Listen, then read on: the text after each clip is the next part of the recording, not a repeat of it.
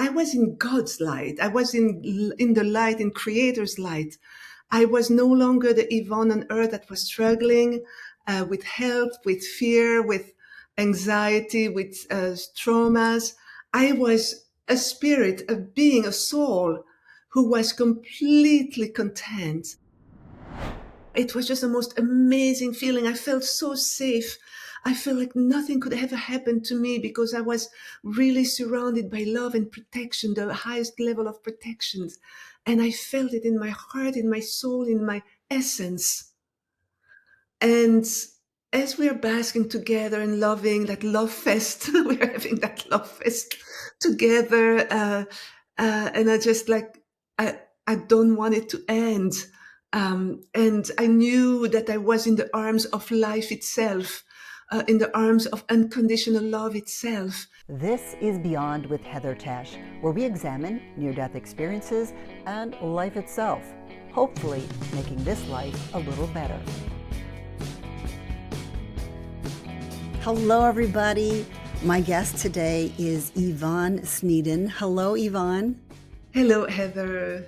Wow, what a story that you shared with us in part one. That was your first near-death experience. And for everybody listening, I will have a link. You can find it really easily in the description. Just click where it says more and you'll find it. And you need to, at some point, go back and listen to that. But you can also stay right here because we've got a whole nother near-death experience to talk about. And this one is utterly fascinating. So, Yvonne, why don't you just start now? You had just gone back with your first near-death experience. Now take us into your second one.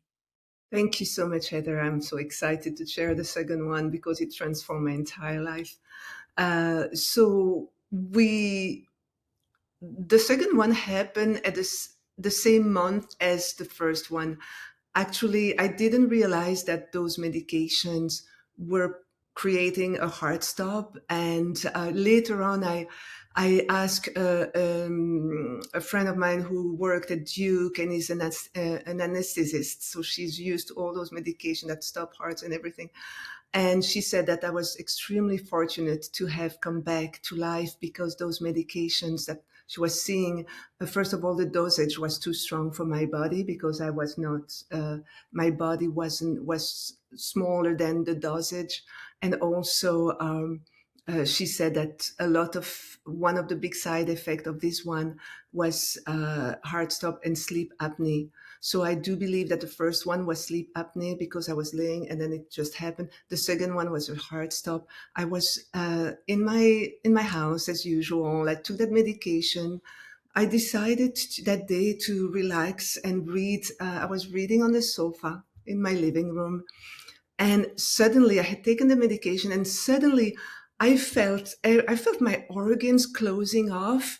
But at the same time, I was instantly in the light. So from the moment I felt my body, something wrong in my body and closing, I could feel my organs really pressing. And then I was gone.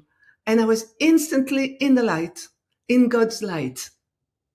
And when I arrived in that light, it was just like everything was filled of light, filled of joy, filled with peace, filled with, how do you call it, the highest level of joy. And I'm French, so I'm trying to find a word in English.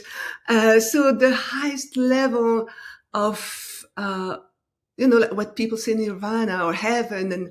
But I was in God's light. I was in the light, in Creator's light. I was no longer the Yvonne on earth that was struggling with health, with fear, with anxiety, with traumas. I was a spirit, a being, a soul who was completely content, completely happy. I was experiencing the highest level of happiness that exists in all the dimension, in all the realities. I was at the top of that feeling and I was surrounded by the light. I was wrapped by the light. I was just hanging in that light. There was no bottom, no side. I was just inside it. And I was just joy. I had no worry in the world. I felt like I was home, the ultimate home, even the bigger home than my first NDE, near that experience. I just felt I was just basking there. There was no thoughts. My thought was just joy, was happiness, and complete, complete peace. And as I'm there basking in that magnificent feeling of oneness with God, and of uh, feeling part of everything, feeling part of that light which has actually created everything, I just was just there.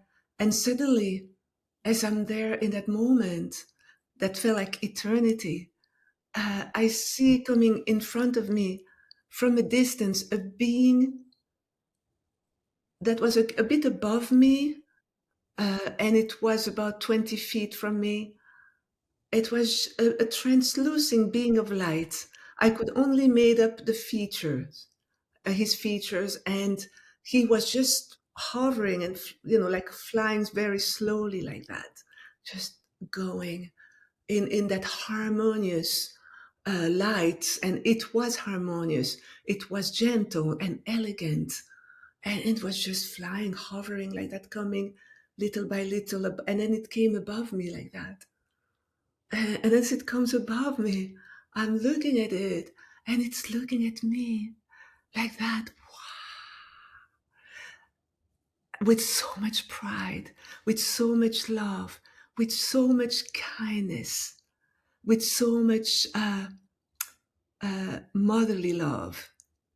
It was just looking at me like, wow, this is the most beautiful thing I have ever seen in my entire eternity. That's how the feeling was. And it was just looking at me like a mother looks at her firstborn baby, with admiration, with pride, but also with protective love and kindness and gentleness, and very delicate. It was very delicate. Like I was so precious. And when that being of light, and the more when it came closer to me, I started to have very vague feature of eyes and nose and mouth, very very, like very vague. But it was, I could see the eyes, I could feel the eyes looking at me. And then when it held me, it wrapped me in its arm. I suddenly felt like I was in the arms of my mother and father, all in one unit. And Heather, as you explained, I never saw my parents only 3 times in my entire life. And so I had never experienced really with them that feeling of being wrapped in loving parents.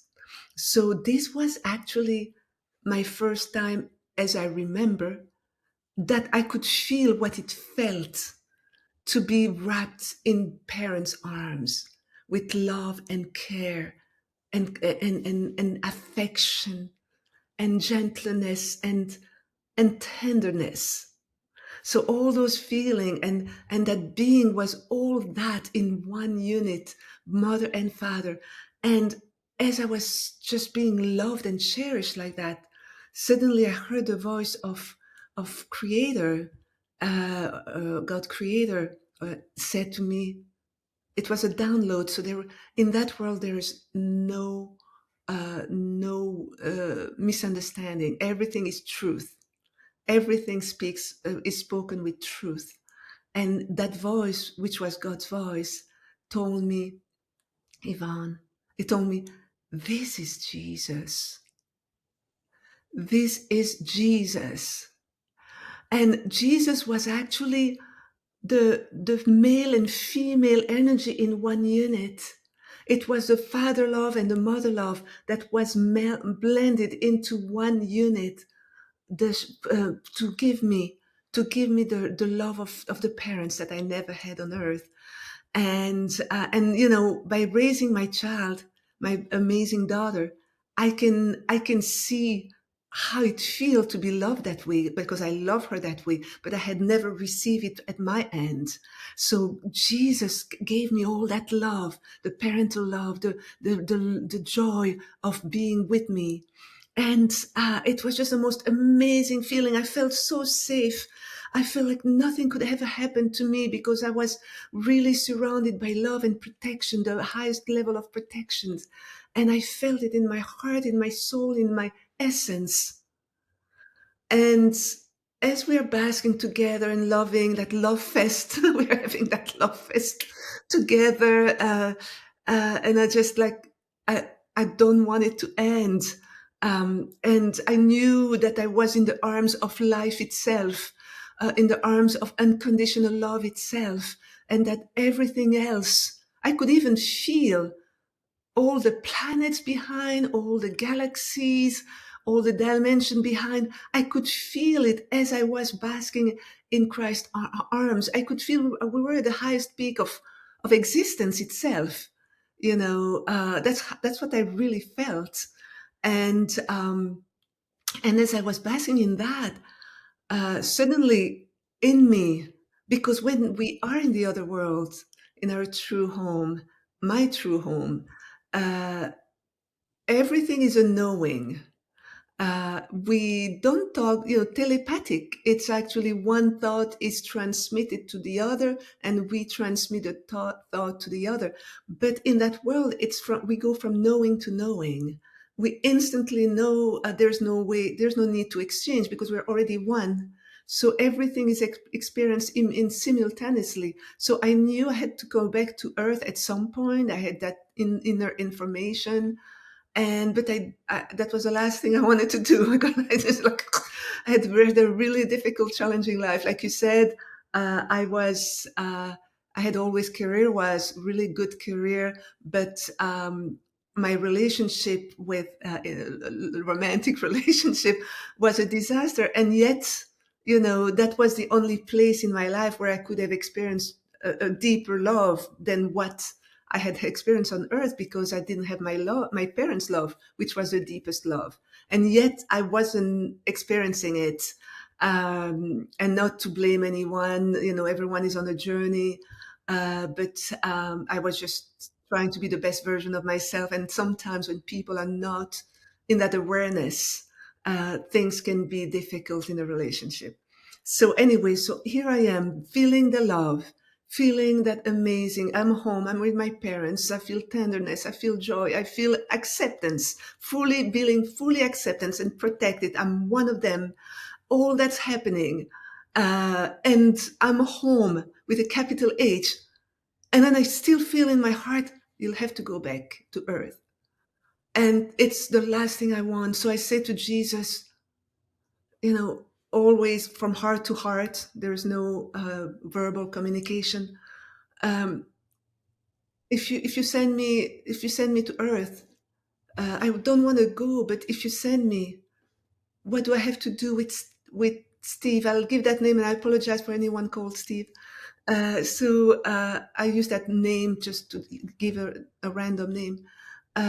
What do I have to do with Steve on earth? Because after my divorce, I was trying again to date, and actually in the Christian church I was in my faith I was in, people always pray very hard to that God will send them their partner in life, and they pray, and then when they meet somebody, there's a high stress because they say, is it the will of God? Is he the will of God? Is she the will of God? Am I doing God's will? Because we are so afraid not to do God's will, because there is that image that God will punish you, which is totally opposite of what I experienced. But there is that training in the mind, in the teaching. So I asked Jesus, what do I have to do with Steve on earth? Do I have is it is it God's will, that relationship? And then when I said that, Jesus actually, from where he was holding me and wrapping me, just shifted back in the air. And you have to remember, I am in God's light. Jesus is brighter than the light that I'm in. and he's shifting in the air in that light. And he opened a bright screen that's also brighter than the light. And he opened that screen, that screen appear like that. It just appeared, it's opening up when he did like that. And it was a square screen. And at that time, when Jesus is in the air like that, I can start to see now he's taking a more consistent appearance. He has a white robe now of light, and his face is more. I can see more of the features, but it's all made of light. And so he has that screen next to him, and he says, and there is that big form, like a form that you feel, and there's two squares, one with a yes and one with a no. Like we have to feel in in forms, when we feel forms, yes, no. And then he looks at me with so much love and kindness and peace, and he smiles, and then he ticks on the no, on the square no. And then he says to me, to make sure I understand it's final, he says, you have to say no. No to the, he meant no to the relationship. And then he came back down. And so I had all those questions. I had all those questions of Jesus, and he came down, but I asked him, why is Steve always so mean with his words? When, when we have a conflict, he's going to go in a rant and be mean with me. And Jesus then uh, came in the back like that. He came back in front of me and put himself more in the back, and very neutral. He looked at me with neutral. There is no emotion for only, oh yeah, only love for Stephen and for me at the same time. He was showing me that he had love for both of us, and it was just moving like that. And everything, I have to say that when we had that conversation with Jesus, everything felt like it was stacked in one moment, but every events were happening in one moment, and yet I was experiencing each moment individually. And it's like having 10 conversations, but you can have the 10 conversations separately at the same time. And that's what was happening. So while he was explaining to me, say no to Steve, he was also showing me the love he had for Steve, and how he was showing me that. He was showing me a picture of Steve, and he was kissing Steve. He was showing me I love him. And at the same time, he was showing me how much he loved me, and how love was love. There was no difference in how much love Jesus could give to the whole world. There was no difference, but I had to say no.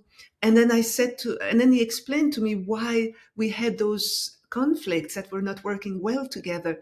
And then he said, it's because Steve has decided to live his life on earth through his mind primarily. You have decided to live your life on earth through your heart primarily. So the two will never work together.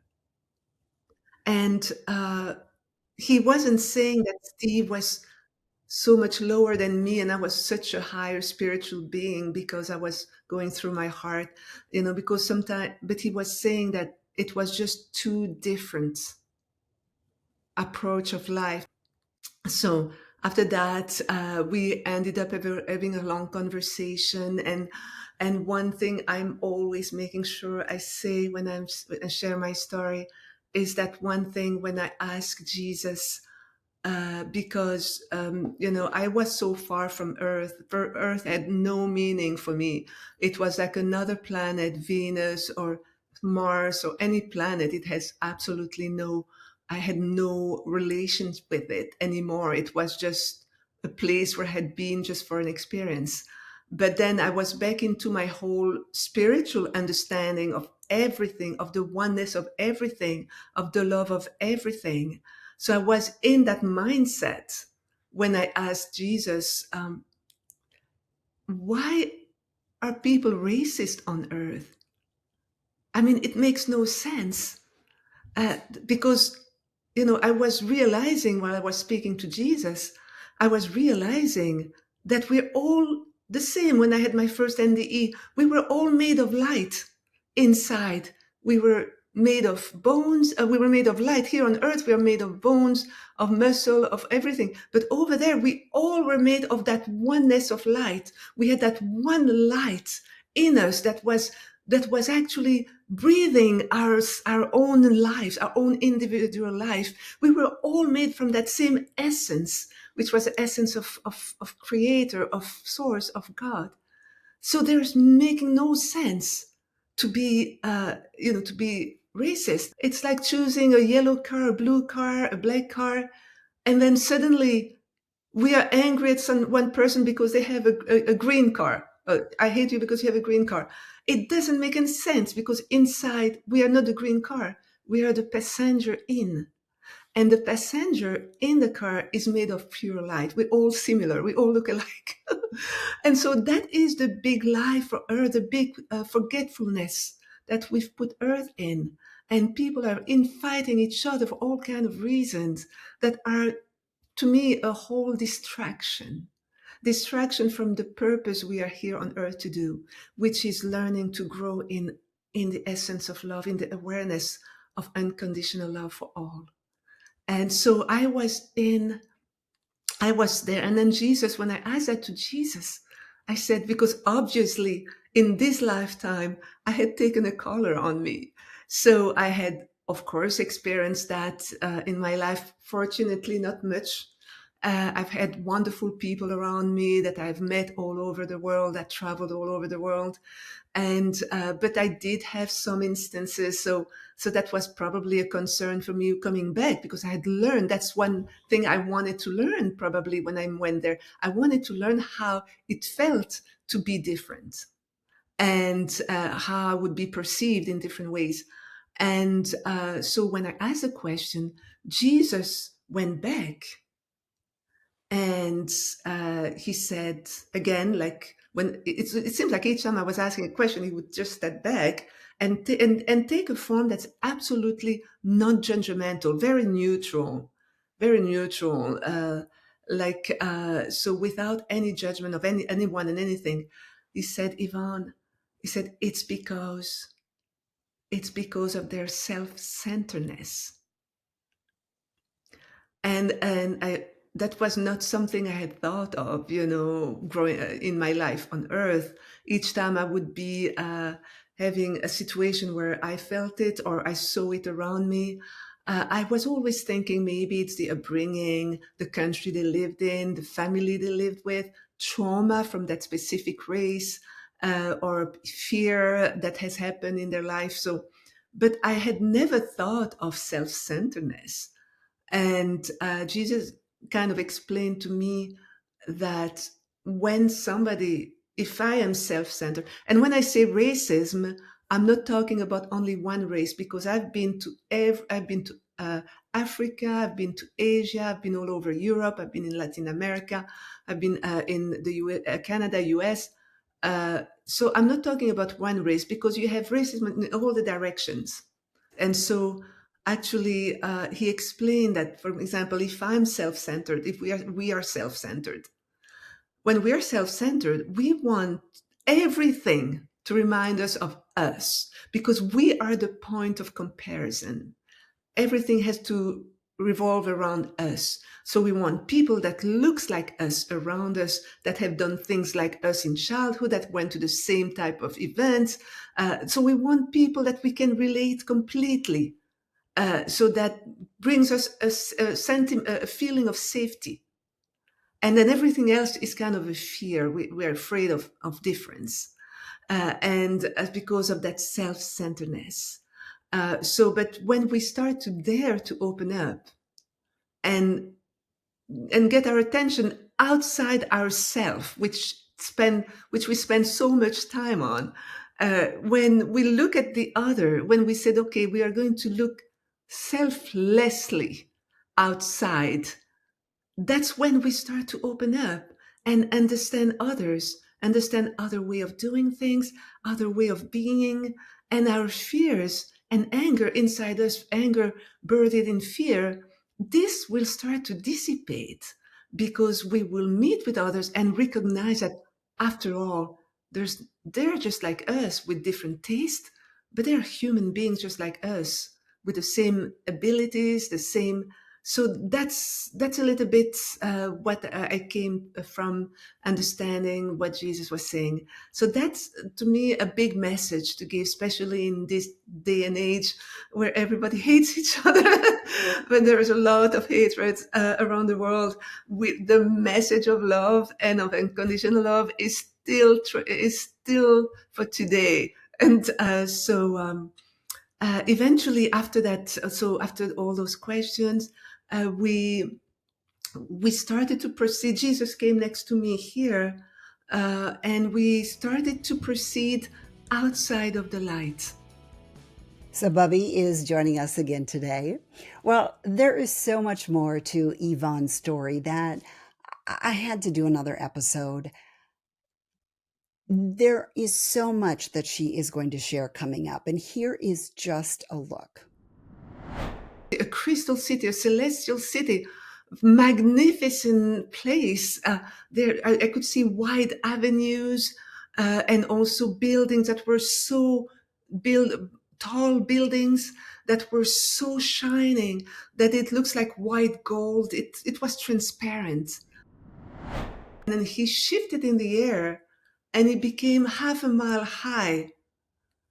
And from the meek, kind, loving, unconditional love Jesus he actually took a stature that was expanded into that half a mile high, and his whole being became like lasers light. Everything was light, was energy.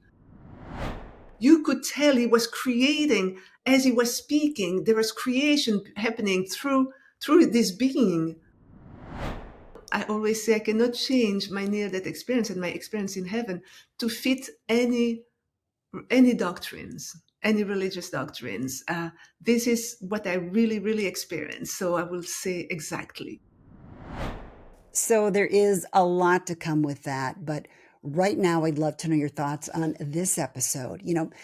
I found it was really interesting that she could understand so many things at once. That's one of the things that really stood out to me. And then the other thing is, how Jesus looked at her with so much love and admiration. That was really cool to hear about. So, what did you think? What stood out to you? I would love to hear your thoughts on that. So, go ahead and share those in the comments. If you prefer just to say you made it, as you know, that's important too. Just any kind of comment is really helpful to me. And I so appreciate all of you that do it week after week. Remember, you can always find other links or release dates in the description. Just click that word more and you can find it there. Super easy to do. And just thank you, everybody, for being here. Again, thanks for liking this and subscribing. You have a wonderful day. I do hope you're going to come back for the next episode because it is very interesting. Thanks for joining me on Beyond with Heather Tesch. Please add comments and questions you'd like future guests to answer. Also, if you liked what you heard, please hit the thumbs up button and subscribe. That'll help keep this podcast going. You can also go to Beyond with Heather Tesch to look for more episodes.